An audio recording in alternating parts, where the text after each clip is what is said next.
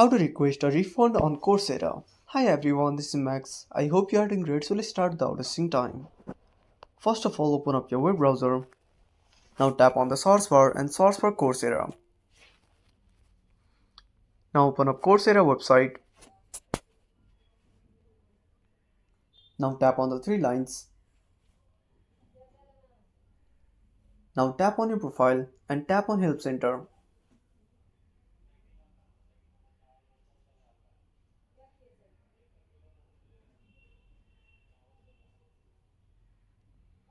Now scroll down, tap on Payments and Subscriptions.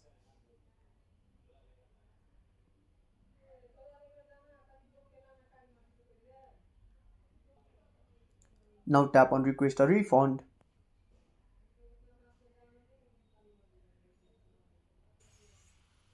Now scroll down.